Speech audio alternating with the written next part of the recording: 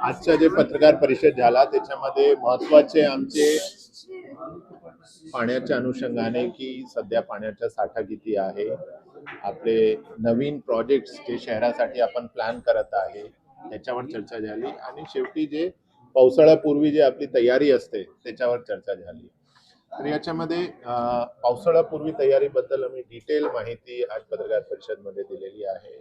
जे routine calms आहे ते त्याच्यामध्ये चालू आहे. त्याच्याशिवाय जे महत्वाचा भाग म्हणजे की IIT बॉम्बे आणि नीरीनी जे रिपोर्ट दिला होता 2018-19 मध्ये, तर त्याच्यामध्ये काही उपाययोजना त्यांनी सांगितली होती. तर त्याच्या अनुषंगाने आमच्या काय प्लॅनिंग आहे त्याच्याबद्दल आपण माहिती दिली. एक होल्डिंग पॉन्ड मोठा एक स्ट्रक्चर आपला करण्याचा त्याच्यामध्ये एक प्लॅन आहे. तर त्याच्यासाठी पाठपुरावा अर्बन चॅलेंज फंडमध्ये, डिझास्टर मिटिगेशन फंड्समध्ये याच्या माध्यमातून आपण करत आहे. आपल्या शहरामध्ये सध्या कुठल्याही प्रकारची पाणी कपातची आवश्यकता नाही. पाण्याचा साठा किती आहे वेगवेगळे डॅम्समध्ये ते आपण शेअर केलेला आहे. पण याचा अर्थ असा नाही की पाण्याचा वेस्टेज झाला पाहिजे. सध्या आपल्याकडे सफिशियंट पाणी आहे, कुठेही आपण कपात करणार नाही.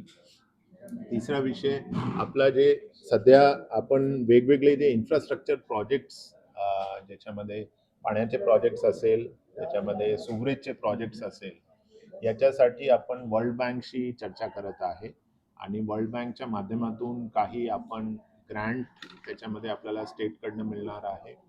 काही आपण अर्बन चॅलेंज फंड जे गव्हर्नमेंट ऑफ इंडियाचा प्रोग्राम आहे त्याच्यामध्ये आपण अप्लाय करणार आहे आणि काही आपण वर्ल्ड बँककडनं लोन लेण्याच्या सुद्धा आपली चर्चा चालू आहे.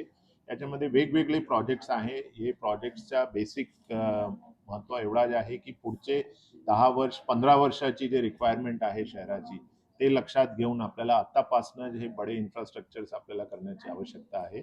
तर त्याच्यासाठी काय पद्धतीने प्रायव्हेट सेक्टरच्या इन्व्हेस्टमेंट आणि गव्हर्नमेंटची वेगवेगळी स्कीम्स आहेत त्याच्या फंड आपण एकत्रितरित्या इंटिग्रेटेड पद्धतीने घेऊन कसं प्लॅनिंग करणार आहे त्याच्यासाठी आपण वर्ल्ड बँकशी सुद्धा बोलत आहोत.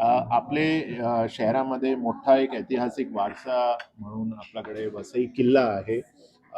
त्याच्या एक जतन करणं महानगरपालिकाच्या आणि पूर्ण शहराची जबाबदारी आहे.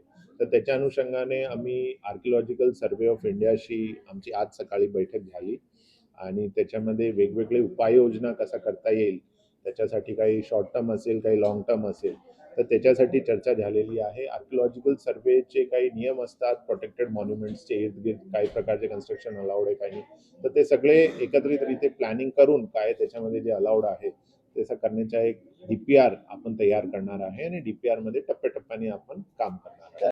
आपण सगळ्यांना माहिती आहे की मागच्या वर्षी काही इमारत कोसळले होते MMR रिजनमध्ये आणि स्पेसिफिकली आपले कॉर्पोरेशन एरियामध्ये सुद्धा. तर याच्यामध्ये बेसिकली जे कॉन्सेप्ट असते गोल्डन अवरच्या की इमारत कोसळले तर इमिडिएट रिस्पॉन्स आपण दिले अर्धा तास 1 तासामध्ये तर त्याचा फार बेनिफिट होते आणि जसं जसं डिले होते तसं तसं परिस्थिती वाईट होते. तर याच्या अनुषंगाने आपल्याला NDRFची मदत तर मिळतच आहे, पण आपले फायर डिपार्टमेंटचे काही लोकांना 20-25 लोकांना मी NDRFकडे ट्रेनिंगसाठी आता पाठवलेलं आहे. तिथे ते स्पेसिफिकली बिल्डिंग रेस्क्यूची ट्रेनिंग घेणार आहे. बिल्डिंग रेस्क्यूसाठी काही आवश्यक इक्विपमेंट जे पाहिजे ते आपण खरेदी करणार आहे. तर हे एक क्विक रिस्पॉन्स टीम म्हणून आपल्या शहरामध्ये काम करणार आहे. डेडिकेटेड की कुठेही बिल्डिंग कोसळली तर हा टीम फर्स्ट रिस्पॉन्डर म्हणून काम करणार आहे आणि डेफिनेटली NDRFची टीम सुद्धा आपल्या सोबतच आहे, तेही मदत करणार आहे. पण आम्हाला असं वाटलं की स्पेशलाइज ट्रेनिंग घेऊन एक स्पेशलाइज युनिट आपल्याला तयार केली पाहिजे शहरामध्ये, तर त्याच्या अनुषंगाने त्यांची ट्रेनिंग आता NDRFकडे सुरू आहे. राडा रोडा शहराच्या जे MMR रिजनमध्ये कन्स्ट्रक्शन डेब्री मोठ्या प्रमाणावर उत्पन्न होत आहे आणि त्याचा जे इम्पॅक्ट आहे ते वसई विरार कॉर्पोरेशनमध्ये सुद्धा दिसते आपल्याला की बरेचसे ठिकाणी इल्लीगल भूभराव होते, ज्याच्यामुळे एन्व्हायरमेंटचं नुकसान, कांदळवनचं नुकसान होते आणि सरकारी जमिनीवर इल्लीगल ऑक्युपेशन सुद्धा वाढत आहे. तर याच्या अनुषंगाने आम्ही धोरण तयार करण्याचा प्रोसेस तर चालू आहे, पण इमिडिएटली आम्ही एक मोबाईल पथक आता सुरू करत आहे, केलेली आहे 1-2 दिवसापासून. त्याच्यामध्ये वेगवेगळे डिपार्टमेंट म्हणजे पोलीस, कॉर्पोरेशन, रेव्हेन्यू, फॉरेस्ट आणि RTO असे सगळे एजन्सीजचे रिप्रेझेंटेटिव्ह ते मोबाईल पथकमध्ये राहणार आहे आणि they will inspect the spots पूर्ण शहरामध्ये कुठे कुठे असे इन्सिडेंट्स आहे आणि जे पण आवश्यक लीगल कारवाई आहे वेगवेगळे डिपार्टमेंट्सच्या मार्फत म्हणजे फॉरेस्टची काय कारवाई अपेक्षित आहे त्याच्यामध्ये पोलीसची काय आहे रेव्हेन्यूची काय तो प्रत्येक डिपार्टमेंट आपले जे पण त्यांची नियमानुसार कारवाई आहे ते करणार आहे आणि it will be a integrated response. बरेच वेळेस थोडासा डिपार्टमेंटलिझममुळे ऍक्शन थोडासा डिले होते तर ते डिले टाळण्यासाठी आम्ही हे मोबाईल पथक सुरू केलेलं आहे आणि त्याची एक व्यवस्थित पुढच्या आठवडे आम्ही एक उद्घाटन सुद्धा करणार आहे. नालेसफाईचं काम आपला फारच वेगाने सुरू आहे. सरासरी आता 70% आपले नालेसफाई झालेली आहे. त्याच्यामध्ये आपण प्रायोरिटी असा ठरलेला आहे की जे पण फ्लडिंग स्पॉट्स आहेत दरवर्षी जे फ्लडिंग स्पॉट्स असतात तर ते नाले प्रायोरिटीने आपण सफाई केलेली आहे. तर आपण असं प्रायोरिटी ठरवून नाले सफाई करत आहे. शेवटचे 30% सरासरी शिल्लक आहे ते पावसाळ्यापूर्वी डेफिनेटली ते कम्प्लीट. पॅचवर्कच्या जे टेंडर आहे ते फायनल झालेलं आहे आणि 2-3 दिवसामध्ये ते रस्त्याचे जे पण पॅचेस आहे बरेचसे आपले इन्फ्रास्ट्रक्चर प्रोजेक्ट्स आपले डिपार्टमेंट जे झाले होते ज्याच्यामध्ये रस्ते खुदाई झालेली आहे.